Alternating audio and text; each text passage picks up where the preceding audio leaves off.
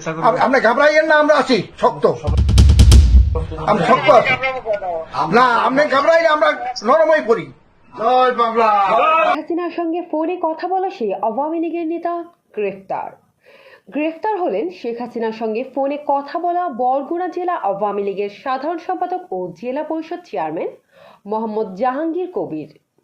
বুধবার 14 আগস্ট ভোরে বরগুনা থেকে তাকে গ্রেফতার করা হয়। বিষয়টি নিশ্চিত করেছেন বরগুনা সদর থানার ওসি AKM মিজানুর রহমান। তিনি জানান, ঢাকা থেকে পুলিশের একটি টিম এসে তাকে গ্রেফতার করেন। ধারণা করা হচ্ছে, শেখ হাসিনার সঙ্গে মোবাইলে কথা বলার পর বিশৃঙ্খলা এবং প্রতি বিপ্লবের ষড়যন্ত্র করার অভিযোগে তাকে গ্রেফতার করা হয়েছে। তবে গ্রেফতারের কারণটি তিনি পুরোপুরিভাবে নিশ্চিত করতে পারেননি। এর আগে সোমবার 12 আগস্ট সাবেক প্রধানমন্ত্রী শেখ হাসিনার সঙ্গে ফোনে কথা বলেন আওয়ামী লীগের এই নেতা।